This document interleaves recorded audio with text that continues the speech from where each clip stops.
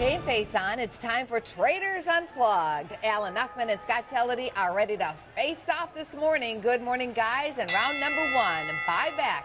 95% of company profits are spent on stock buybacks and payouts. What does that say about the stock market?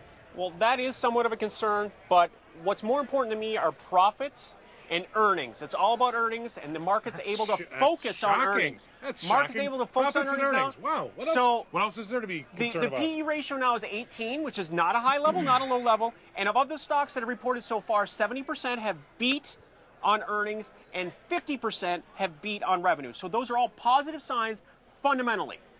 It's bad for the market because I'm not going to say that the CEOs know what's best to do with that money, but instead of giving it back to the shareholders or enhancing shareholder value, they should be doing more research and development or mergers and acquisitions and looking for better ways to make the economy better, not just make their numbers look better. It's bad for the market. That's what I would have said. Invest the money, and that's disturbing that they're not investing in their companies. That's what I would have said. We agree. Round number two, lucky losers. The one percenters lost a collective $26 billion in last week's super sell-off. Of the biggest losers in the stock market, which ones are now a buy? Oh, aren't you excited? The 1% lost money, Alan.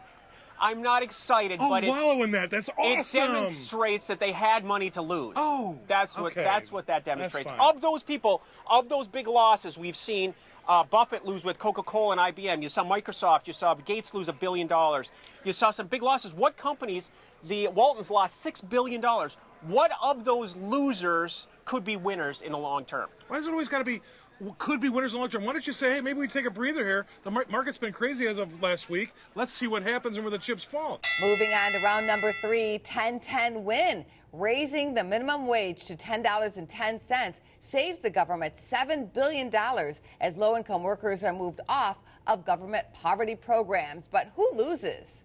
I think the minimum wage going up helps everybody. Of course you would. Of course you But would. what are the arguments against? How about this? What are the arguments against? No, I think everybody out there would agree with me. The reason why we're talking about minimum wage or legalizing pot or online gambling is because the economy stinks. Let's say the economy's doing well. All three of those are a non-issue. We're raising the minimum wage because the government can't get the economy off the ground. Here's your bonus round question. As bulls and bears tug at the stock market, a real bear issue is on the ballot in Maine. Voters are being asked what?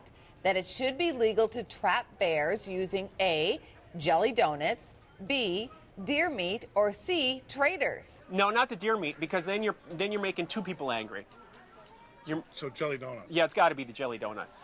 The answer is jelly donuts. Good job. Thank you so much for being on the show today. First Business continues right after this.